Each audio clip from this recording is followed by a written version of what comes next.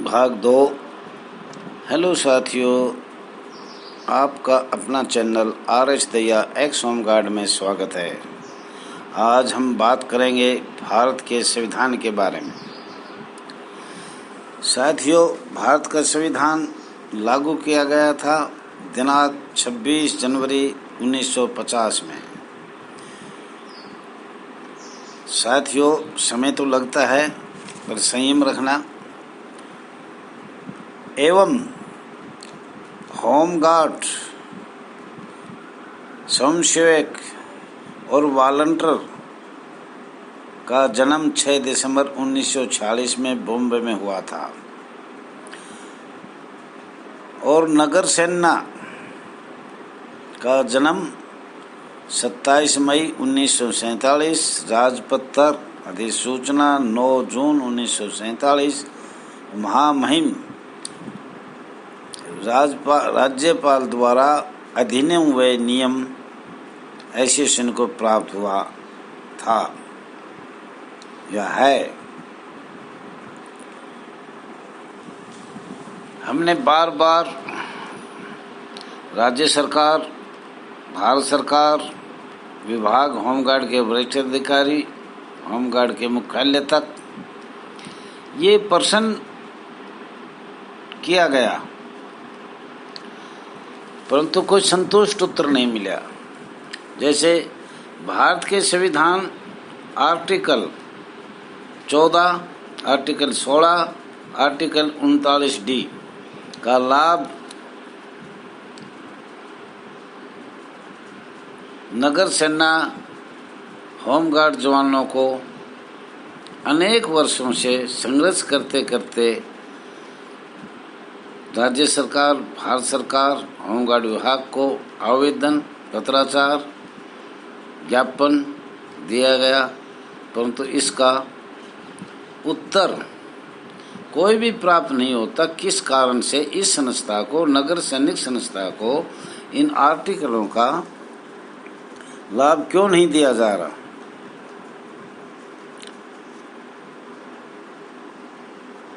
भारत के संविधान आर्टिकल 23 और 226 बहुत से अनेक ऐसे आर्टिकल है, आगे बताया जाएगा, आप लोगों ने सारे खोल कर बताया जाएगा। लेकिन अभी तो ये पूछना चाह रहा हूँ, जो आर्टिकल हम बता रहे हैं ये हमने प्रत्येक राज्य सरकार के पास भेजे, परंतु उन्होंने कोई संतुष्ट जवाब नहीं दिया। साथियों, ये तो आपको भी पता है, हमें भी पता है कि ये अंग्रेजों के समय का एक्ट है, जिसको बॉम्बे एक्ट भी कहा जाता है, बेईमानी एक्ट भी कहा जाता है। भारतवर्ष में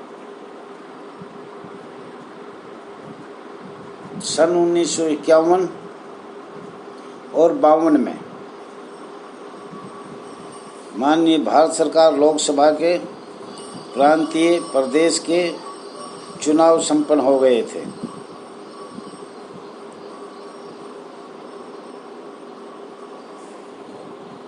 जब ये चुनाव संपन्न हो गए थे, माननीय पंडित जवाहरलाल नेहरू भारत के प्रधानमंत्री पहले बने। पहला प्रधानमंत्री माननीय पंडित जवाहरलाल नेहरू बनाए, सर्वसम्मति से चुने गए।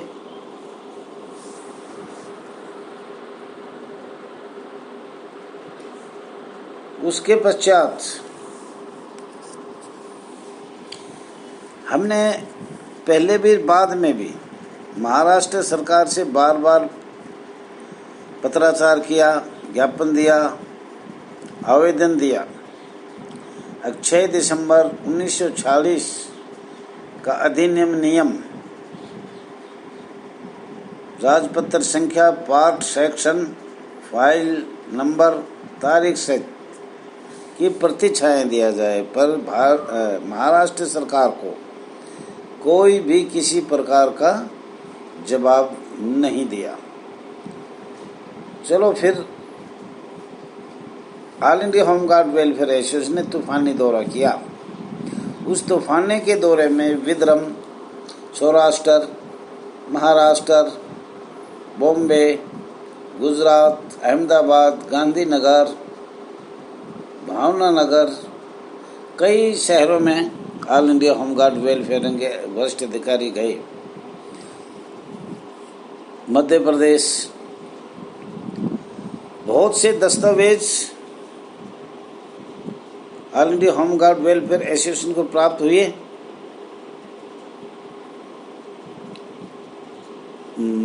माननीय जबलपुर मुख्यालय हेडक्वार्टर होमगार्ड, माननीय मानव अधिकार भोपाल मध्य प्रदेश, माननीय जस्टिस A.K. सक्सेना कार्रवाई अध्यक्ष द्वारा भी प्राप्त हुए। प्रत्येक प्रदेशों में दौरा कहीं से कहीं ना कहीं कोई ना कोई दस्तावेज हमें बेईमानी एक्ट के मिले। कहने का मतलब बॉम्बे एक्ट के मिले। साथियों, ज्यादा हमें गुजरात हम जब गए तो गुजरात में हमने एक मिला दी Bombay home guard rules 1953, Bombay home guard rules 1953, published vide notification GNHD number 740/5-2 dated 14 मई 1953, ब्रैकेट में BG part 4-B page 884 bracket बंद। ये एक नोटिफिकेशन बना। ये नोटिफिकेशन गुजराती में मिला। फिर हमने महाराष्ट्र सरकार पत्राचार किया, आवेदन दिया, ज्ञापन दिया। इस नोटिफिकेशन की all India home guard welfare association ने प्रति छाया चाहिए। इसका खर्चा बाई पोस्ट भेज दिया जाएगा। परंतु महाराष्ट्र सरकार ने कोई जवाब नहीं दिया। साथियों, इसमें नियम है 20। वैसे तो ये इंग्लिश में तो 7 पेज का ही है ना, उसमें गुजराती में 7 पेज का है। पर आपको जो 20वां नियम है वो तो हम पढ़ के सुनाएंगे। थोड़ा संयम से भी सुनना, क्योंकि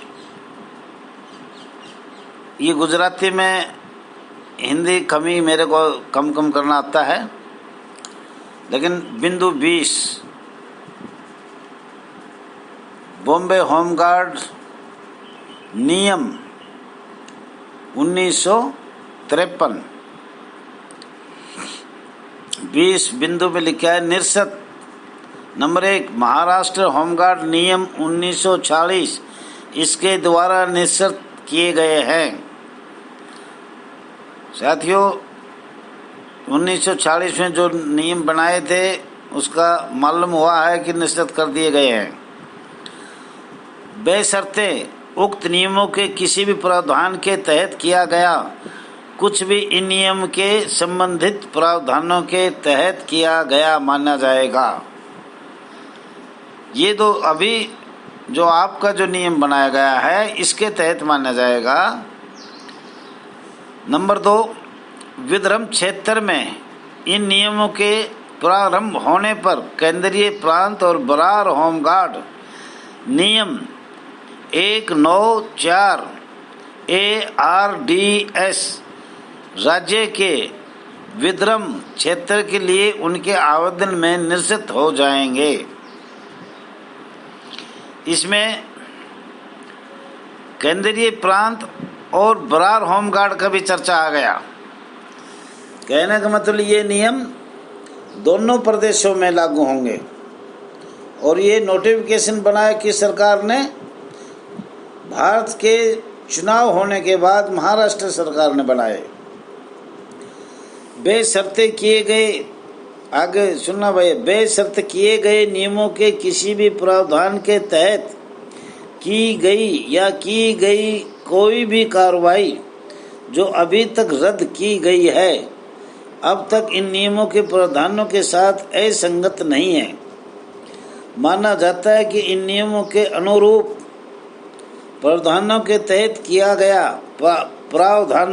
प्रावधान के तहत किया गया है या लिया गया है। मतलब ये नियम लागू हुए हैं 1953 के। साथियों, all India home guard welfare association ने बार बार महाराष्ट्र, कर्नाटक, विदर्भ, सौराष्ट्र और मध्य प्रदेश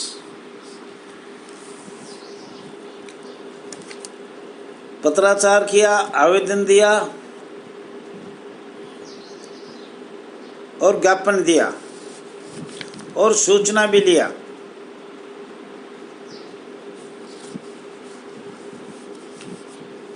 और प्रश्न रखा गया all India home guard welfare association ने 1946 में वॉलंटियर स्वयंसेवक होमगार्ड की स्थापना हुई बॉम्बे में। 7 मई 1947 में नगर सेना की स्थापना संवैधिक संगठन की किया गया मध्य प्रदेश में। अलग अलग दोनों शाखाएं हैं, ध्यान से सुनना। एक शाखा तो स्वयंसेवक वॉलंटियर होमगार्ड की एक शाखा महाराष्ट्र में थी, एक मध्य प्रदेश में थी। उसके बाद आपको बताया था 1948 में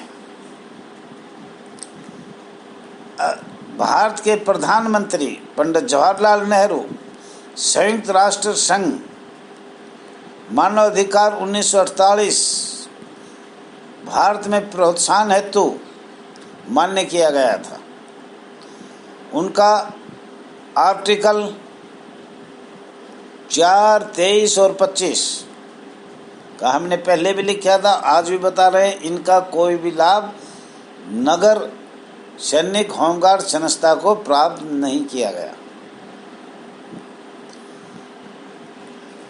आगे पूछा गया अगला नंबर का, अगले भारत का जो संविधान है,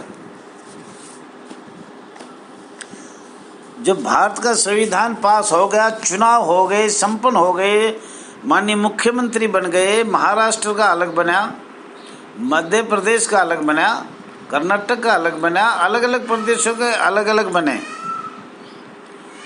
फिर क्या कारण था? अगर नगर सेना होमगार्ड अधिनियम और नियम में बदलाव करके भारत के संविधान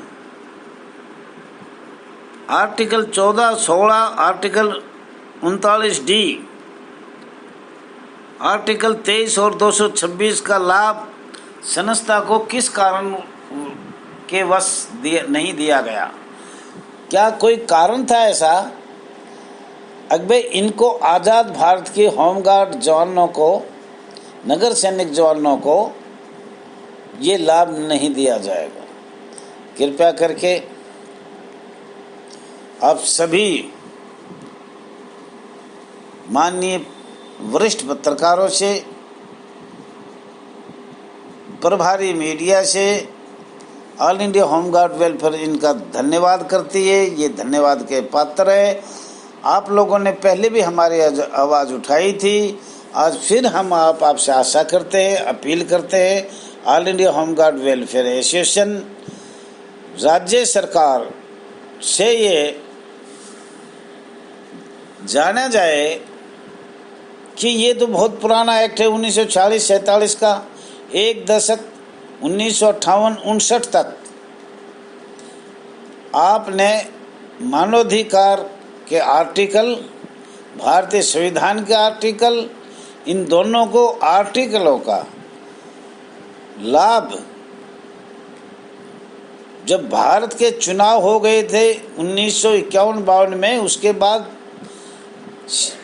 माननीय मुख्यमंत्री बन गए थे, माननीय प्रधानमंत्री चुने गए थे, फिर भी इन लोगों ने इन आर्टिकलों का लाभ किस कारण नहीं दिया गया। All India home guard welfare association आशा करती है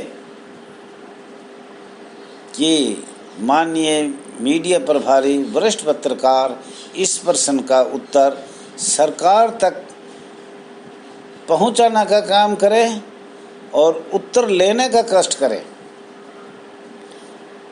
हम आशा करते हैं कि आप इसका सरकार से उत्तर, राज्य सरकार से उत्तर लेने की कृपा करेंगे और वो उत्तर समस्त राज्यों में all India home guard welfare association को भी अवगत कराने का कष्ट करें।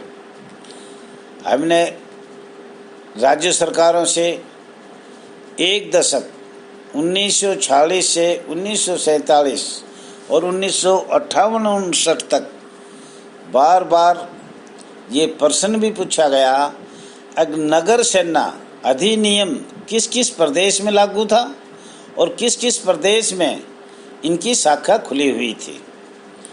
दूसरा प्रश्न ये भी पूछा हमने, 6 दिसंबर 1946 में स्वयंसेवक वॉलंटियर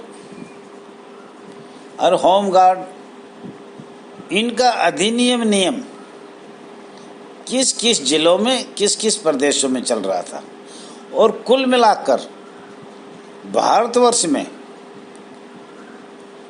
किस किस राज्यों में, कितने प्रदेशों में ये चल रहा था वॉलंटियर, होमगार्ड और स्वयंसेवक का, और कितने प्रदेशों में संस्था खुली हुई थी नगर सेना अधिनियम की।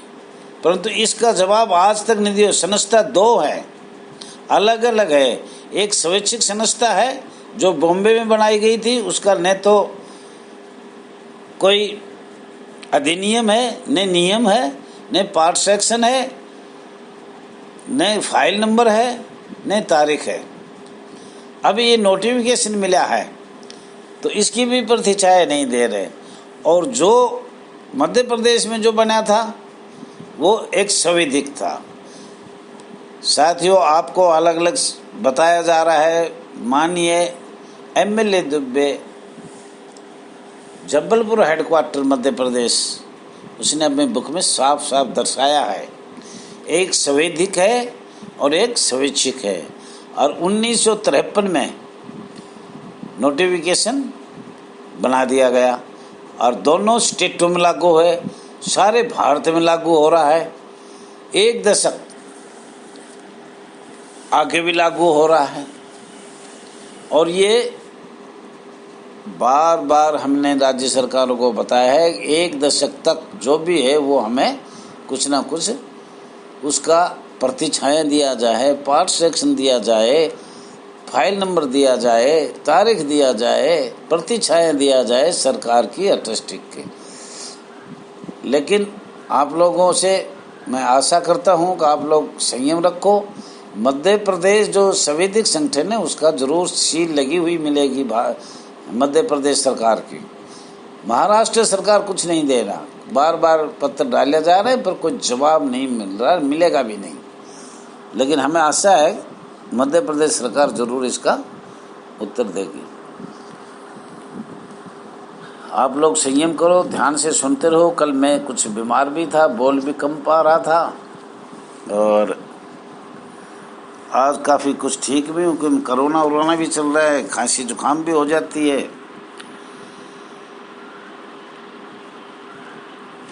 सन 1956 में नया मध्य प्रदेश बना। पहले लिखते मध्य प्रदेश है वो बरार, नया मध्य प्रदेश बना जिसके 8 जिले नागपुर है और है काफ़ी, 7 जिले और भी हैं। 8 जिले जो से महाराष्ट्र प्रांत में चले गए। तो वो 8 जिले हैं, उनका भी रिकॉर्ड आपको आगे बताया जाएगा। लेकिन ये जरूर all India home guard welfare association जानना चाहती है, एक संवैधानिक मध्य प्रदेश में नगर सेना अधिनियम पुलिस फोर्स का बना, एक बॉम्बे में स्वयंसेवक वॉलंटियर और होमगार्ड का बना। स्वयंसेवक को भी हम आगे बताएंगे कि हमारे माननीय मानव अधिकार स्वयंसेवक किसे कहते हैं। 40 पेज 42 बिंदु है, 42 के बार समय समय पर साथियों आपको सब कुछ बताया जाएगा। और ये हमारा राष्ट्रीय मानवाधिकार और अन्य राज्यों के मानवाधिकारों से हमने अपील भी किया, आवेदन भी किया, प्रार्थना भी किया, दिल्ली भी किया। होमगार्ड की जो समस्या हम बता रहे हैं उनका केस रजिस्टर्ड किया जाए। और ये केस रजिस्टर्ड राजस्थान में हुआ, मध्य प्रदेश में हुआ, और कोई भी राज्य मानवाधिकार या राष्ट्रीय मानवाधिकार सुनने के लिए तैयार नहीं है। हम राज्य सरकार के प्रमुख सचिवों से, माननीय प्रमुख सचिवों से, माननीय मुख्यमंत्रियों से आह्वान करना चाहते हैं, कृपा करके हमारी जो भी शिकायत है भ्रष्टाचार की, इनरोलमेंट की, रिश्वतखोरी की, रोटेशन की, वो रजिस्टर्ड किया जाए, आदेश करने की कृपा करें। भाई माननीय प्रधानमंत्री और माननीय गृह मंत्री भारत सरकार से भी all India home guard welfare association अनुरोध करती है, अगर राष्ट्रीय लेवल पर राष्ट्रीय मानवाधिकार दिल्ली हम बार बार गए, हमने अपनी सारी समस्या बताई, सभी अखबार की कटिंग दिया, सीढ़ी बनाए गए भ्रष्टाचारी की बताई। सबसे ज्यादा भ्रष्टाचारी नगर सैनिक होमगार्ड संस्था में है। और यही हमने एक जवान से साथ मिलकर ये एप्लीकेशन भोपाल मानव अधिकार के पास लगाई और उन्होंने हमारा केस रजिस्टर्ड किया और पूरा फैसला हाई कोर्ट तक दिया, जिसके बारे में हम बार बार आपको समय समय पर उन बिंदुओं के बारे में बताते रहेंगे। सबसे ज्यादा भ्रष्टाचारी, पैसों का लेन देन, खरीद फरोख्त, ड्यूटी हटाना लगाना, जो भी बेईमानी एक्ट, बॉम्बे एक्ट, बेईमानी एक्ट तो निकल गया मुंह से, क्षमा चाहिए, बॉम्बे एक्ट में हो रहा है। मैं तो ये कहता हूं अगर मेरी सरकार सुने तो 1 दशक नहीं, 1940-47 से सबसे पहले तो 58-60 तक जो भी अधिकारी बैठे होमगार्ड में उनका निष्पक्ष सीबीआई जांच किया जाए, निष्पक्ष, और आज तक किया जाए। कितने भी दशक हो गए, 70 साल होगी, 75 साल होगी, हम चाहते निष्पक्ष, all India home guard welfare association चाहते निष्पक्ष जांच किया जाए। अगर इसी महकमे में जांच आती है तो हमारी कोई सुनवाई नहीं होती, वो दबा देते हैं। आज उस अधिकारी की वो दबा देते हैं, उस अधिकारी को वो दे देते हैं। भ्रष्ट सारे हैं, रिश्वत सारे लेते हैं, करोड़ों अरबों रुपये जा रहे हैं हर महीने, कितनी कितनी दे, लेकिन कोई सुनने वाला नहीं है। साथियों, ज्यादा ना कहते हुए, साथियों, all India home guard welfare association कहना चाहती है सभी तो भ्रष्टाचार, रिश्वतखोरी, करैक्टरहीन, चरित्रहीन ऐसे नहीं हो सकते। ये हमें भी पता है।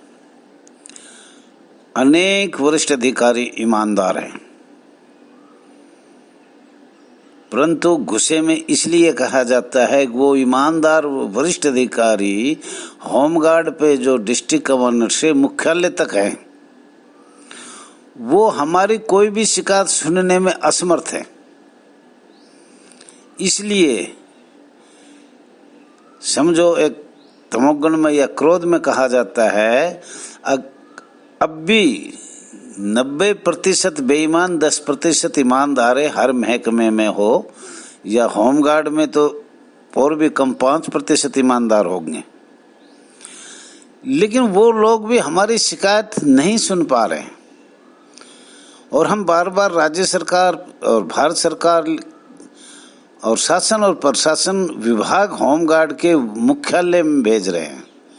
वीडियो हमारे पास आ रही है, नेट पे आ रहा है, पत्रकार से आ रहा है, स्टेटमेंट है, एफिडेविट लिख के दे रहे हैं, पर कोई ना कोई लालच ऐसा देता है, या तो उसको ड्यूटी का लालच दिया जाएगा और कोई लालच देख के, या पैसों के लालच में, और उसको हमारे, और जो हम बिल्कुल प्रमाण भी दे दिया तो भी मुझे लग रहा है आज तक कोई टूर्नामेंट होकर अपने घर नहीं बैठे डिस्ट्रिक्ट कमांडेंट या मुख्यालय तक, पुलिस का हो चाहे होमगार्ड का हो। ये सबको पता है, जहाँ तक हमारा अंदाजा है, जब हमारी इतनी साल से कहीं भी शिकायत की, कोई भी शिकायत हम लिख लो, पर नीचे से ऊपर हमारी कोई शिकायत पे आज तक कोई कार्रवाई नहीं हुई है। खास तौर पर हम सभी राज्यों के मुख्यमंत्रियों से और भारत सरकार के माननीय गृह मंत्री भारत सरकार, माननीय प्रधानमंत्री भारत सरकार, महामहिम राष्ट्रपति भारत सरकार, अब जो भी all India home guard welfare association या कोई भी नगर सैनिक होमगार्ड जवान या महिला जवान अपनी शिकायत दे, तो उस पर कोई ना कोई कार्रवाई किया जाए, और जिसने गलती करी है उसको दंड दिया जाए। लेकिन आज तक किसी भी डिस्ट्रिक्ट कमांडेंट को, या मुख्यालय में या नीचे हो, ऊपर हो, मंडलीय कमांडेंट हो, कोई भी अधिकारी हो, हमें तो घर बैठाने में बड़ी जल्दी बैठा देते हैं, 2 मिनट में कल आज ही छुट्टी कर दो। लेकिन पुलिस अधिकारी होमगार्ड को सेवा मुक्त करना आसान नहीं है। होमगार्ड तो गरीब संस्था है, कभी भी कोई सेवा मुक्त कर दे।